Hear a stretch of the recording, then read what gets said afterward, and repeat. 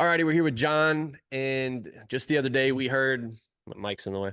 We heard a really interesting win from him. And when people are talking about deals they're getting, they're like, "Oh, there's these family members. Ah, there was this pain in the butt with this deal." He had 15 people he had to work with here on this deal, and I just thought it would be something that would be valuable to viewers, because it's I guess it's not super common to have that many people attached to it. So I just want to hear about how it went, how you acquired it, who were you marketing to, what was the niche, what was the whole gamut, and just kind of take it away, man, and just let us hear about it. Yeah, so like what we specialize in, or like what I really enjoy doing, is the type of deals where somebody comes across and like, it's too many problems. They're not answering my phone. I'm just gonna move on to somebody else, find something else. I was Yeah, like, I see that. I'm like, all right, there's gold there. So because we can get a hell of a lot bigger profits out of those types of deals when you have the knowledge to go about it or how to like work them. So this was a foreclosure deal. We do a lot of foreclosure marketing because for us, um, I mean, 2000, go back to like COVID and stuff like that. Trapped equity in a home was a problem for people. They wanted to get it out so they can refinance and buy two properties at the low interest rates. Well, yep, now the problem is trapped equity isn't a problem anymore. So just marketing to your basic absentee homeowner, they're like, what am I going to do with my money? I can sell the house, I can get 80 grand, but I can't go replace the cash flow stream because the interest rates and property values are too high. sure, So that stuff kind of went away. So we're like, we need to target people that need to sell, like multiple pain points. Stuff that like that's what brought me to Sift is like I want to stack multiple pain points on top of each other to go after these properties where like the true gold is. Because right, like I live in Texas and we have a very high property tax rate. So vacant houses are very expensive to sit vacant because if you miss your property taxes and then the way the property taxes go, like it gets very, very, very expensive very quickly. So I like to target those types of properties because it usually means like somebody forgot about a house, somebody died, didn't have a will, and now you have trapped equity in the property, or there's liens, there's encumbrances, gotcha, something against the title that makes them want to sell for 20, 50 cents on the dollar. So those are right. the types of stuff we like to go after. And we run across a lot of that in foreclosure of deceased people. And that was the situation with this one. So I'll just kind of go over like the highlights of the deal and then I'll go back into like our process for that. Perfect. So we contacted these people through foreclosure and the situation was mom and son bought a house in like 1997 or something like that. Mom died in 2004. She had Okay, 13 children and that, yeah, 13 kids, and then one of the kids died and had three kids themselves. So that's how you got to, so that's 13 plus 3 is 16, and the one that's deceased brings us back to 15. And so mom owned 50%, son owned 50%. And then you had 15 people that owned 1/15 of 50% of this property. So, but these people, like, they're in foreclosure. They have a low balance. I think they only have had like 20, like 15, 20 grand left on the loan. It was something super low. And we just kind of told them, like, look, this is a problem. You got 15 people, you're running out of time. Like, and because in Texas, they can foreclose very quickly. So we're got it. a absent to like Florida, opposite to Florida, we're a non-judicial state. So they can foreclose in 45 days and it's gone like that. All they got to give is a 21-day notice and they can get on the first Tuesday of the next month and foreclose on that thing. So it's a very fast process Got it. once that notice gets hit, and you don't know when it's coming. We're noticing banks doing it a lot faster, especially this Okay. post-COVID era. 6 months payments behind, they're foreclosing, or that notice is going out. So we contacted these people and we kind of went back and forth with them because they said they had some other person that offered them 75, but they were taking too long. I mean, some other wholesaler got a hold of them that didn't know what they were doing. They were dragging their Sure. feet. And we told them, like, you need to cancel that contract. You don't have time to be screwing around. And it's all about in the delivery and the confidence that you can get it done. And we've done it enough times. Like that's why I like going after these. It takes more of knowledge and brains and salesmanship of just building confidence rapport with the people. Like I Right. can solve your problem. This is exactly how I'm going to do it, and then actually go do it. Um, so we contacted them, told them about the areas, and we told them we can do it for 55,000. And they're like, okay, we're going to trust you. We have 3 weeks to get this done. And in Texas, we have something called, and I didn't realize every state didn't have this, but like a lot of states require you to go through probate. Well, Right. here we don't for real property. For here, we don't have to do that. So there's a document called an affidavit of heirship Right. that you can fill out, and then it bypasses the probate process entirely, and title companies will accept that as ability to give clear title. So but right now it's still trapped in mom's estate. And the issue was the 15 heirs. And we didn't have contact information for all of them. Some of them are like, well, we've contacted a lot of them. A lot of them are fine signing the interest because it was brother's house. Mom said it was brother's house. All the siblings knew it was brother's house, and brother knew it was his house. Yeah. But it's like we got to get 15 people to agree to that, because any one of them could say no, and then they get their interest, and it could cause problems. So we started digging into it and just like deep diving, trying to find all these, because we had probably about 10, maybe, yeah, probably about 10 of their contact information. And so we started like calling through, and then most of them were here in San Antonio, but two of them were, one was in Florida and another was in just north of San Antonio a bit, Okay. outside of Austin. So we had to do mail outs, but I started calling through every single one of those. It's like, hey, this situation, we're gonna send you some documents, we need you to sign, notarize it, because what we were doing was consolidating the interest to Sure. the one brother. And so I Yep. got a hold, the one that owned 50% already. So I was basically getting everybody to sign deeds, their interest over to them. So I started contact one sister. She gave us a piece of information about a few other brothers. And all of them are like, oh, there's these two brothers, Lenny and Mario. They're gonna give you problems. They're money motivated. They're not gonna, it's gonna be difficult. We're like, and what was amazing, like I think the brother that was selling the house, he was the youngest at like 65. And like the oldest was like 88 or something like that. So any day, like a lot of these were in some poor health too. So we're like, we need to get these people signed and consolidate interest and get this done before somebody else dies and causes problems. Because once it goes, like that changes starts getting crazier and crazier, the number of heirs. So we contact the sister, started going through making contact with people, and there was two brothers that we didn't have the information for. So we like started skip tracing and diving into them, using like TLO, trying to figure out where they are, and finally got a hold of them. And the craziest thing was, like, all of us told us these two uncles were going to be the biggest pain in the ass, and they were actually the two easiest. Like we contacted him, was like, hey, your brother's selling this house. Can we come sign this document? And he's like, yeah, come on by. Where are you at? We're like, oh, we're here in the neighborhood. We're at your sister's house. Somebody else, like, yeah, swing on by. So he just swung on by, and he just kind of stroked the pin. Said, all right, thanks. There you go. And it was just like interesting. And then some of this, like a couple of the sisters were ones that were like, what am I signing? What are we doing? Why is my brother getting interest? Do I have interest? Because it broke down, they each had probably about $1,000 to it if they really wanted it. But most of them were just like, no, that's fine. We don't want interest. His brother, it's his house. We'll be fine. So like, it just was trying to coordinate and contact all those people and then put the affidavit of heirship together, because what we have to do is it's life points. So basically, mom was born on this day. She was married at this day in this county in this state. She died on this county. This, so basically, all major life events you have to spell out in this document. For and all then you have to 15? list, huh? For all 15?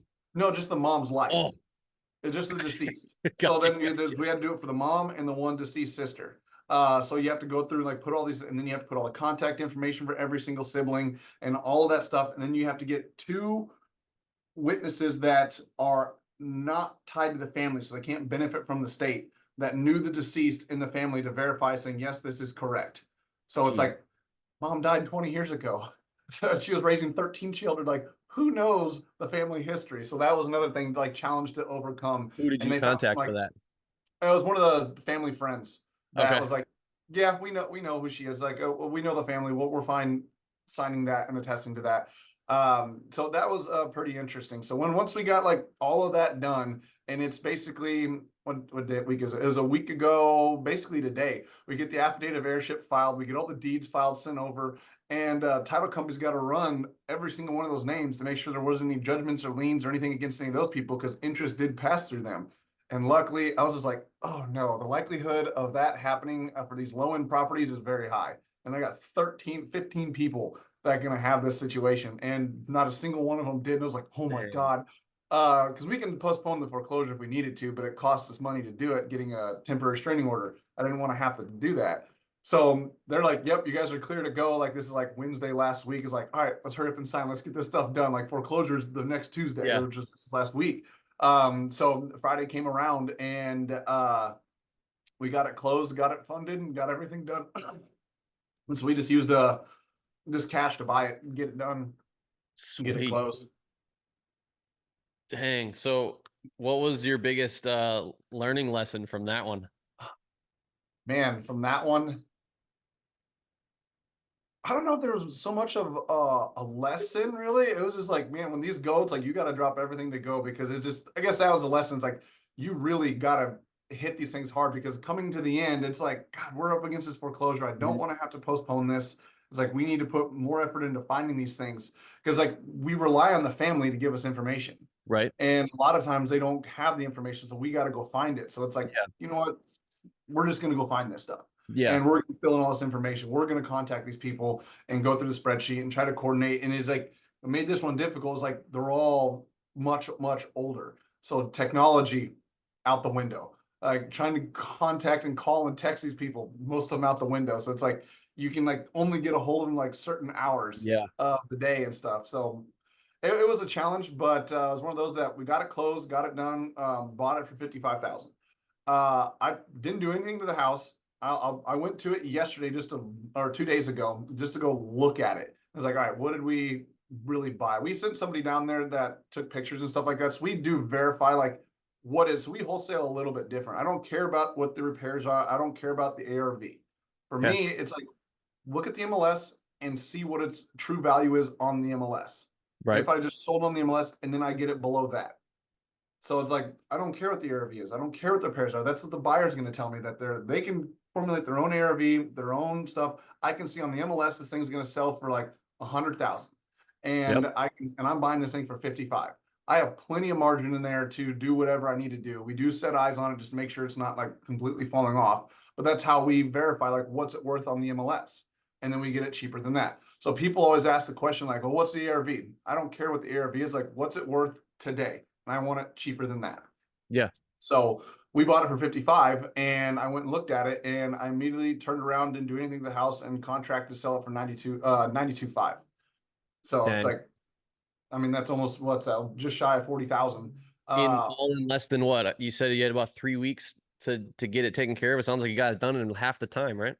yeah, pretty close. It was one of those. So like within a month of like initially making contact with these people, we've put an affidavit of airship together, contacted 15 people, bought the house, turned around and contracted it for 37,500 proceeds.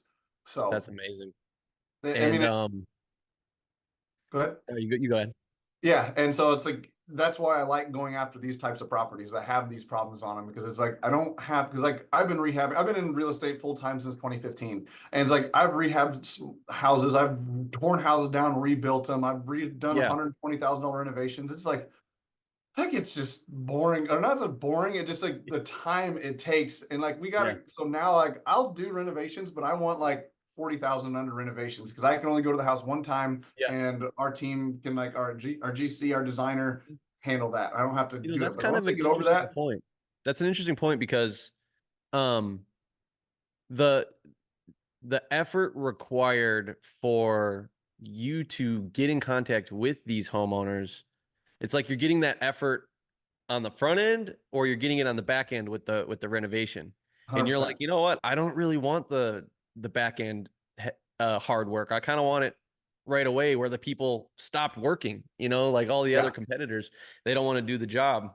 So I think that's kind of neat because a lot of those competitors are probably like, I'd rather do the hard work at the back end they haven't with done the it enough. They renovation. haven't done it enough times to realize Yeah. what it is. Because like I mean, I live in a huge city. Like it Yeah. is, I can drive like I think an hour inside San Antonio and like not leave the city from like one side to the other. Like there's been days I've driven 150 miles and I never left San Antonio, just driving to Okay. projects, running stuff around. Because I mean, we've been at a point. I think we've had like 6 renovations going on at one time, between properties and stuff like that, with new construction going on. It's like you're just driving around a lot. Then it's like, how do you still market while still doing all of that? Yeah. Whereas it's like I can sit at my desk, do all the marketing, go see a property one time, and I Mhm. can turn around and just sell it on the MLS and be done. Or Yeah. wholesale with buyers, whatever it may be, because that's always my backup plan. If I buy it right, I can just put it on the MLS and I can sell. Because I'm also a real estate broker, so it's like Right. I can throw on the MLS. That's my ultimate exit strategy. There's plenty of buyers there. You'll always get your highest and best price on the MLS. Right. Um, or like in this case, I don't know if you guys have them there, but you have like those big wholesale outfits like New Western, Net Worth, Mm. kind of companies where they get pretty close. And then I don't have to deal with like putting the listing there, getting pictures, dealing with all the contracts. I don't have all the paperwork. So like I could probably list this thing on the MLS and get 100, but I'm getting 7,500 less. But I don't have to pay agents. I don't deal with any paperwork. I don't pay any broker fees. And like you guys can have that spread on Yeah, your side if you can find a buyer. But if they don't, I'll just list it on the MLS. sure. And so someone listening to this and they're thinking, you know what, I resonate with the idea that I'd rather do the hard work up front by dealing with the 15 heirs, getting the affidavit heirship, doing all this stuff. What would you recommend to those people? Like, how do they, I mean, this record was in your system already, correct? Yeah, it was already in a record for something just being high equity. Yep. Because that's what I've done with Sift is like I downloaded like a target range of properties. Like if I get something in this range, I'm gonna buy it. It's good. Yep. I don't want $1 million houses, and I don't want the complete like tear down shacks for the most part. Which I mean, I'll change that up. I do like the tear down shacks now because Yeah. you can usually get great prices on those. Yeah. Now Yeah. that I do it the way that I do, but I don't want to deal with like $500,000 properties and above, just because like it's a different type of buyer pool. For that, the money gets higher, the holding cost gets higher, requires more cash. So like we just basically have an equity pool of like 250,000 records or something like our 200 let's see 234,000 records in there. So it That was you've already in already there. uploaded throughout your career and you're just working towards Yeah. it. Yeah. So like I run everything against an equity list. So it's like if it's already in here for that and it's on like equity list and it's delinquent taxes and it's vacant, it's like that's something that's like I want to go after that because like we were speaking before we started, like our tax rates are just so high. So like house sitting vacant is just a problem. So I do a Yeah. lot of vacant property targeting, and everyone's like, "Well, I don't know how to get a hold of them. Nobody answers the phone." I was like, "Good." And I was like, "That's a good thing." I was like, "That's the deep dive, the go no go like kind of strategy. Like, let's really dive into that and find these people Hmm. because usually, like, if somebody forgot about that house, if it's behind on taxes 30 grand and it's worth like 60 as it sits, it's like somebody died and they don't even know the interest. So our pitch to those people when we contact them, like, hey, it's your lucky day. You inherited some money. It's found money for you. It's like, so we're going to pay you for your time to sign a deed over to us. So we'll buy these things without title insurance because we're buying them so low a lot of the times, or when we're just buying interest in property. Because Right. then once we own it now, or for a low amount, say we're in it for a couple $1,000s, yeah, there's delinquent property taxes, but our fallback is I can always let the county just foreclose on it and say it sells for 60,000 at the courthouse steps. The county gets their 30,000. Well, that 30,000 spread comes back to me. Yep. And then that clears all title problems. So like we're actually like we'll find letting the county like clear the problems for us in situations like that. So that's the stuff we like doing. So for back to your question of like how does somebody get started with this stuff? Yeah. Yeah. It's it's searching for or thinking through the process of like the multiple pain points and like issues. So like foreclosures is a big one because like they're gonna lose that house. They have to sell. They got to do something, which is why we go after those so hard. To Hmm. where like ours are kind of a thing with those like kind of like a first to market, Right. but really it's like it's speed to lead because Yep. in our county some people like buy lists of foreclosures. Like if you try to wait for a list provider, I've already hit that house, and I know multiple other people that already hit the house. We go straight to the county records, and every single morning Boom. they post. We search for foreclosure postings, and when they do that, we search through, and we only go after deeds of trust that are 12 years or older, because I don't want to waste time going after a house that doesn't have any equity. Well, Yep. yes, there's probably some in there that put 20, 30, 40% down on the house, and now they're getting foreclosed on. They bought the house 5 years ago. There's for every one of those, there's 10 FHA 3.5% down from 2022. And I was like, I don't want that house. I want 12 years or older because if it's 12 years or older, I can look online to see if a deed of trust has been filed or Yep. modified or something like that. Or there's liens against it, and there's a better chance there's equity in there because it's there. I mean, it's a heavy, heavy, heavy hit list, and I need to get there as fast as I can. So then once we do that, we go get all 12 of them or the 12 years or older, and then we put those in a spreadsheet, skip trace every single one of them, then upload them to Sift, and then we just start calling as Yep. fast as we can get through them. So we have like two systems we kind of use for that because we still do some texting to these people too. But in Sift, you can call just so much faster, Right. and Right. it's really like because we've talked to people that are like, "Oh, I didn't even know I was in foreclosure until you called me," and we call it, get there as soon as we can, get them under contract, and they tell us like we have this one lady we just worked with last month, she just went and got a new phone number. She goes, it was ridiculous. My phone was ringing 20 to Oh 30 man. times a day of just people calling about the foreclosure, just missed calls. Just like I just went and got a whole new phone number. I was tired of it. Just because like they get hounded hard. So it's like you got to be one of the first ones there to get a hold of these people. It's either first or last, because we've had people that we kind of go through and like with a week before the foreclosure and say like, hey, did you solve your problem yet? Um, and those people will wait till the very last minute. And those ones like you can get some great equity spreads on those because they know they're really up the creek without a paddle. Like you got 6 days. Like what are you gonna do? And really, it's like 6 days before the foreclosure. That gives us 3 days to work to try to stop this foreclosure to get it done. Because if they give me time, it's easy to get a postponement for at least a month. You just Yeah. contact the bank and say, I have a proof of funds and a executed contract. Like we just need more time, Right. and they'll usually give it to you. But if you call like a week, like 4 or 5 days before, you're not going to get it done that way. You're going to have to do TRO. You're going to have to do bankruptcy. You're going to have to do Yeah. something to get that postponed.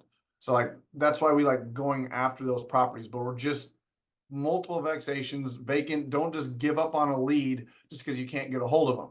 So like we have our VAs go through like all our vacancy lists because like we go through the vacancy and just do power dialer, eliminating phone numbers, just constantly trying to get those ones down that like, all right, we've gone through every single phone number we can find.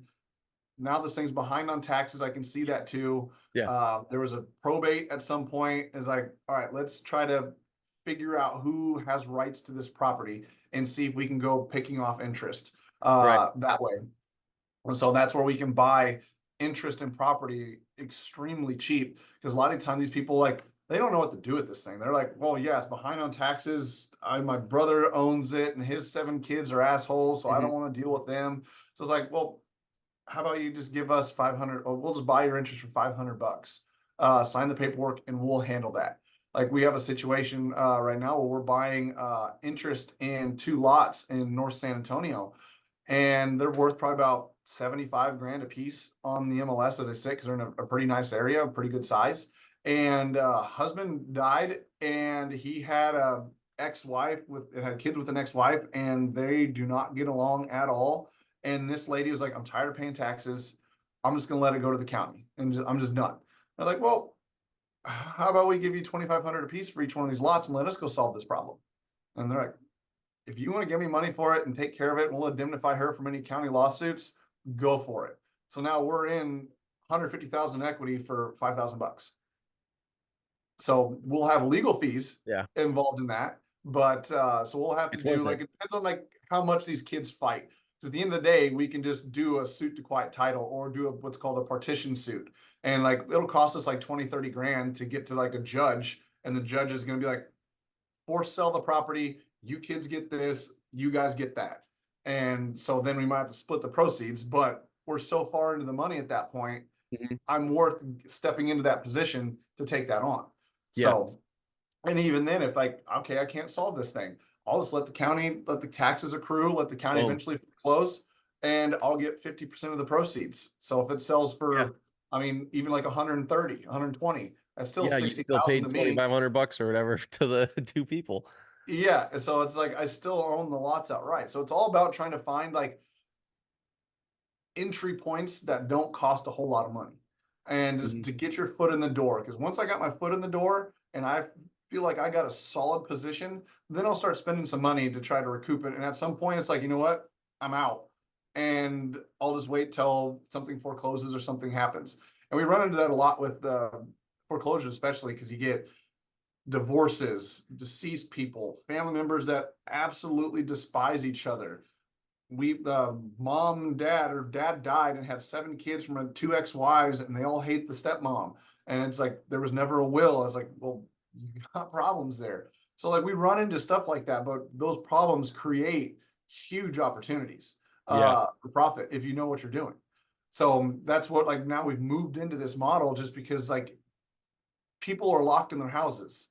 They got low interest rates from 2020, 2022, and they can't upgrade. They're just renovating their homes. So the amount of distress like isn't really there. Like somebody is fine. Like if I have 2 kids and I live in a 1,500 square foot house, I really need a 4 bedroom. I can't get it. I can't afford the house. I'm just going to stay here. where 2, 3 years ago, even prior to COVID, somebody would upgrade to the next size and sell this house. And that would create a lot of movement in the market. But right now that's not happening. So we have to go after properties that like they need to sell, they need to have problems, something's wrong with them. That's why I like going after vacant houses so much. Because like, why is it vacant? Houses one don't like being left vacant because people vandalize them, the leaks spring and they go through the falls, a roof falls in, all kinds of Mhm. things like that. So that's why I like going after vacant property and trying to find these problems and not just move past them because like I can't get a hold of anybody, move on to the next lead. Because I was talking with a friend that I'm trying to like, dude, you need to get on Sift and you need to do it this way. And he made the comment, he's like, so where do I download a list? I'm like, do something like that. He's like, that's only 3,000 properties. That's nowhere big enough of a data set. I'm like, that's good. So now you dig into that thing until you find the people that finally tell Mhm. you no. And like, Yeah. if you can't get a hold of them, you just keep digging until you find somebody. Because like the harder you have to dig, the more likelihood somebody completely forgot about this thing. And we're like, I didn't Mhm. even know I had that. $2,000? Yeah. Sure, I'll sign a deed for that.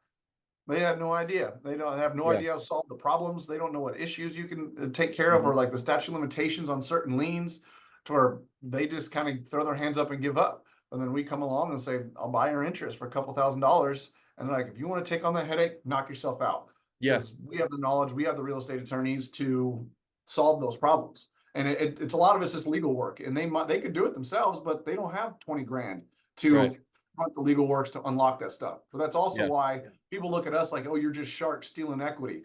It's like, not necessarily, because there's so many things that can go wrong. And it's like, we have to buy in cheap because like, I don't know what my exit's actually going to be. It's easy to determine when you're flipping a house. Like the house is going to sell between like 250 and Yep. 260. Yep. I got that. But if I'm buying a distressed property, I'm not renovating it, I'm just reselling it, it could sell from 90 to 120. And that's a big spread on something on the lower end of the spectrum, or it's Right. like, I don't know. And like, if I have a lot of attorney costs, I have holding costs, I have cash like sitting idle in that property, I can't buy it for like 80 grand thinking I can sell it for 90. It's like, that's just not enough. Well, if it's sold for 120, perfect, but I'm not going to buy it with that little bit of spread in there, because it goes back to like the first rule of, or Warren Buffett's first rule of money, like don't lose money. And so Don't it's like, lose it. or first rule of investing. Number one rule of investing is don't lose money. Number two is seed rule number one. So it's like, you Yeah. just gotta buy it in cheap because you don't know what's gonna happen or how that's gonna play out. Such as these like rundown houses that, because usually they're into depressed areas, they're really run down. You got vandalism all over the place. So that's kind of our theory of like attacking those types of properties. I don't want huge data sets. I want smaller data sets with a lot of problems. Yeah. And because those are problems that you can solve. And if you can solve them and learn how to solve them, Yeah. like you can make some serious cash with not all the headache of running around, picking up material, going to see contractors. Because I've owned rental properties, I've flipped houses. It's just like, rental properties are great, but for $200-300 a month, they're not going to change your life. No. And nowadays, No. like if you want to buy a rental property, I got to leave like 80 grand of equity in the property. I'm like, Yeah. Yeah. I was like, do I want $200 a month for the next 5 years, or just 80,000 in my pocket right now? Yeah. And it's like, I'm gonna take the 80. It's kind of So funny the way you're looking at the properties, because it's almost like people that go to the pound and they're looking for the cutest, sweetest little dog, and you're picking out this fucking one-eyed bulldog with a chain that's got spikes on it, and you're like, that's the one right there. Nobody wants this one, but I'm gonna take that ugly, disgusting, evil-looking thing. yeah, and then it turns out to be the sweetest, nicest Yep. thing ever, the most Yep. loyal. And then they got this little chihuahua that's shitting in the corner over there, and they're like, "What have I done?" Exactly, exactly. So yeah, so that's why we like going after a lot of that stuff. And you run into some really crazy situations that are just like, they just make it more entertaining for me. Because like, I flip the houses, I've turned them, I make them pretty. I still do that, but I'm just more selective on that stuff. Where like, if I can turn around and make 60% of what I would make flipping it today without putting any effort into it, I'm taking that all day. And it's just like, I've done that. I can, because now I can spend more time finding more property. Because I know if I'm out running materials or going to see problems, because like the bigger the property gets, especially here in Texas, we have a lot of foundation issues to where we have to jack up houses and re-level houses, and that breaks plumbing underneath the house. And a lot of times guys, everyone likes to use the excuse like, oh, I got a GC for that. Like, that's a quick way for disaster. If you're just relying on somebody else to tell Yeah. you what to do with your house, they're telling me you don't know what to do and you want somebody else to tell you what Yeah. to do. And Yep. a good general contractor is going to cost too much. You're never Yeah. going to get profitable doing that. So you kind of have to find this balance Yeah. in between, like not too bad, but not too good, that's too expensive kind of situation. And if you're out running around going to houses solving those problems, like you're not here marketing or digging Yep. into the phones or trying to find lost heirs or dealing with Yeah. like some legal issues and stuff like that. And with So that that's foundation thing in mind, it's kind of like, do you want to, you have to learn how to master something, right? You have to either learn how to master the flipping side and that management, or you have to learn how to master the niche. And listening to you, you've mastered the niche, man. You yeah. understand every pain point in every area of every avenue at any time. And that just makes it easier. And then on top of that, you can list it. So like you have all the exits you need. Yeah. And I think that's the biggest takeaway from this whole thing. Well, and for sure. And if you're just going to master flipping and not master your own marketing, There you're you at the go. mercy of the wholesalers. And Exactly. if you're anybody that bought from wholesalers solely, they had a real hard time during COVID because Yeah. like anybody ever was throwing money at stuff. I know a lot of people that were just buying property and their profit margin was predicated on the market going up 10% by the time they sold the house. It's like that is a dangerous way to do it. And they got smacked as soon as interest rates like rose and the market slowed down, stopped appreciating. They were stuck underwater on a lot of property and they're Yeah. really screwed. So like if you're understand the niche and you're good at finding these properties, you're gonna be golden always. So if you can Love ever, that. you're self-sufficient at that point because then you can master the flipping thing after if you Yep. really wanted to. But if you know how to find property up front, then you're gonna be set because I just the being really good at flipping, Mm-hmm. you're always gonna be stuck with a wholesaler because Yeah. I know a lot of like people when I first started wholesaling, like back in like 15, 16, it goes very quick that we don't sell to those people anymore because I can get higher margins selling to people that don't want the big or are okay making 15,000 on a property. Mm-hmm. Me, I'm flipping a house like I'm not doing for any less than like 30, 40 grand. It's just Perfect. not worth it at that point. It's way too much risk. I've been through that. So trying to find a wholesaler, you got to find like the brand new newbie wholesaler that Yeah. hasn't found buyers that will pay premium prices for stuff like that yet. And you're Yeah. constantly going to have to be going out finding new people like that. So it's you can do it, but it's much more difficult that way. Like you got to learn how to market for yourself.